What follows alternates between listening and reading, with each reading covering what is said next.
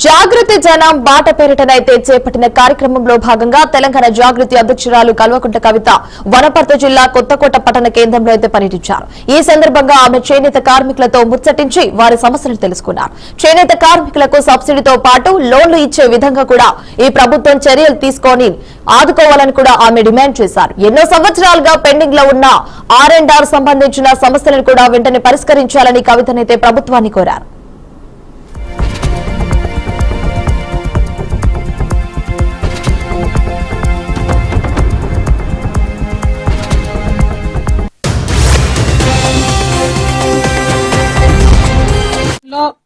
మనిషికి నాగరికత ఉందా లేదా అంటే మనిషి పట్టగట్టుకున్నాడా లేదా అని చూస్తే అటువంటి బట్టను నేసేటటువంటి చేనేత కార్మికులకు ఇక్కడే కాదు, తెలంగాణలోనే కాదు, భారతదేశ వ్యాప్తంగా కూడా చాలా దుర్భరమైనటువంటి పరిస్థితుల్లో జీవనం కొనసాగిస్తా ఉన్నారు.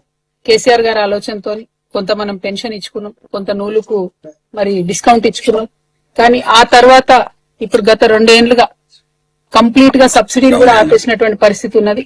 వచ్చేటటువంటి పెన్షన్లు తప్పితే మరే రకమైనటువంటి ఆధారం లేనటువంటి పరిస్థితి ఉన్నది.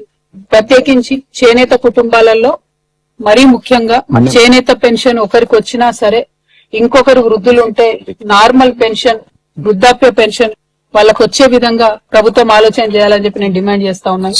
వారు సొంతంగా వ్యాపారం చేసుకోలేనటువంటి పరిస్థితి ఉన్నది. వారు సొంతంగా వ్యాపారం చేసుకుని పెట్టుబడి పట్టేటటువంటి పరిస్థితి ఉంటేనేమో వేరుంటది, కానీ అట్లా లేకుండా కూలిపోయేటటువంటి పరిస్థితి ఇప్పుడు వచ్చింది. కాబట్టి ఇంట్లో ఒకరికి చేనేత పెన్షన్ వచ్చినా ఇంకొకరికి వృద్ధాప్య పెన్షన్ ఇచ్చే విధంగా ప్రభుత్వం తక్షణం ఆలోచన చేయాలి. 1, 2 పెండింగ్ ఉన్నటువంటి సబ్సిడీలు తొందరగా రిలీజ్ చేయాలి.